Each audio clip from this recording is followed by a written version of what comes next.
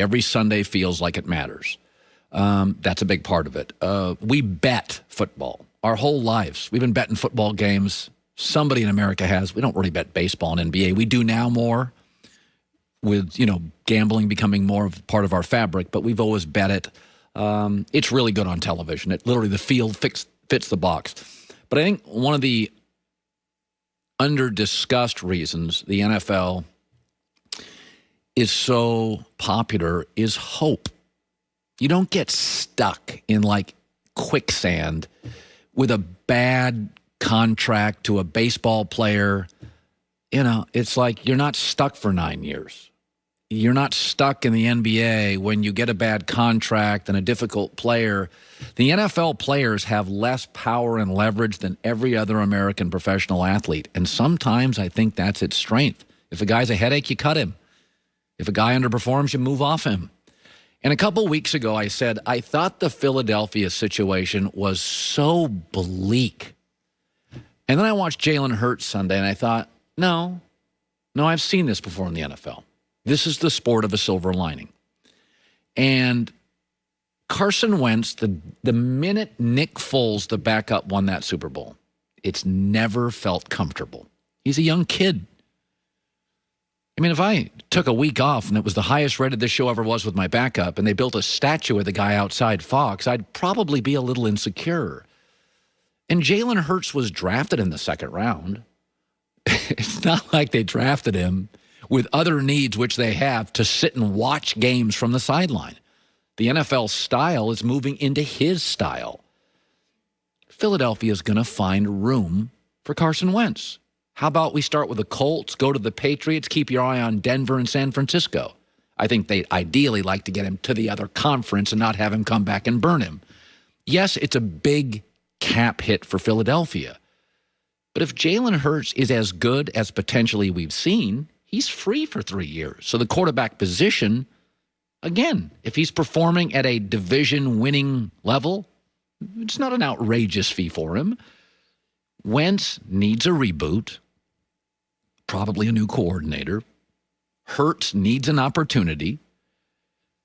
And I think Philadelphia is going to find somebody who's going to buy that contract. I mean, good God, we woke up this morning and thought, wow, Pittsburgh needs a quarterback. It's like every weekend we're like, oh, that team's good. Oh, no, they're not. I mean, I've gone back and forth on Cam in New England 6 times this year.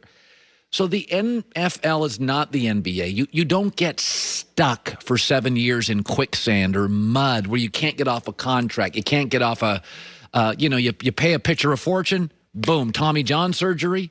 Now you can't fulfill your bullpen needs, your infield needs, and you're stuck with a contract. In the NBA, the players have more power. You can pay a guy a lot. He gets injured. He gets an attitude. He's hard to play with.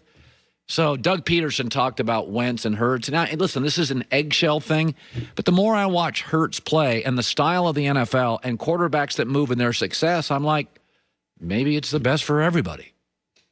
This is a situation where it's not, it's not Carson versus Jalen or Jalen versus Carson, right? This is a team that, we're fighting and scratching each week and still have an opportunity to, pull this thing out and see what happens here in the next 2 weeks of the regular season. And, the team doesn't feel like, there's any kind of animosity between either one of the guys.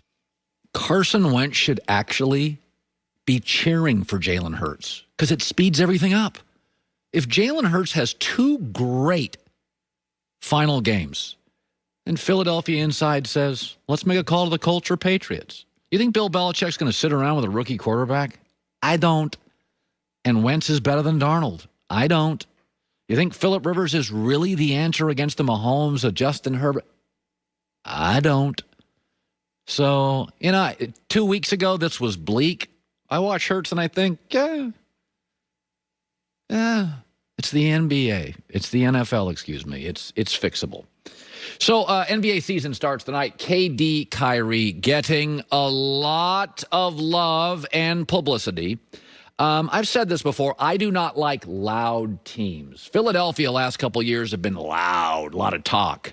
They've unraveled in the playoffs. The Houston Rockets are talented but a loud team. They've unraveled in the playoffs. Jimmy Butler's career was loud and headlines and I don't like and this. And then he moved to Miami and just became a baller, a leader. You didn't really hear a lot about Miami last year. They got quiet and good. In the bubble, the Clippers were loud. It was the Lou Williams strip club. Pat Beverly opted out. Chemistry issues. Doc in trouble. A lot of noise. AD's always been quiet. Lakers had veterans. They went to bed early. Lakers got really quiet in the bubble. James Harden's career has gotten worse as it's gotten loud. Story this morning, according to Shams Charania, at the new Rockets team he's playing with, he had a confrontation, did James Harden, with one player and threw a basketball at another on Monday. The good news, at least now he's passing. The point being is I don't like loud. I think teams unravel. And you know what? I'm not crazy here. Brooklyn's been loud and the season hasn't started. Kyrie saying, we don't need a coach. Kyrie saying KD's actually better closing games than LeBron. Kyrie saying the media, I don't talk to pawns. Kevin Durant having to dismiss the James Harden rumors and stories. You know, I say the louder a Hollywood marriage, the sooner it ends. There is a little bit, you've got to be honest. KD and Kyrie, there is a little Kim Kanye thing here. Just a little. Very good on social media.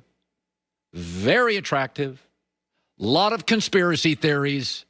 You never quite feel it's 100% stable relationship. I don't know. It just feels like it's going to be really fun, and I can't wait to watch it, and they're really talented, and it's really interesting. But go look over the last several years. You want to know who's quiet last year? Miami and the Lakers and Denver. Just quiet. They just balled.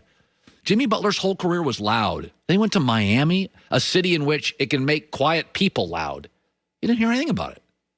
It was just, I like my coffee. I like my teammates. It's like he became 58 years old in a year in Miami. Miami just had no distractions, no talk, having fun, balling, Jimmy's coffee. Clippers last year got really, really loud, especially in the bubble. I don't know. KD Kyrie is going to be fun, but it just doesn't feel stable to me long term. One scoop, all it takes, mdrivestart.com. Digestive enzymes, protein, nutrients. Listen, we're all getting older. Doesn't mean we want age to define us. mdrivestart.com. One scoop every morning. Nice smoothie. Next, herd hierarchy on a Tuesday.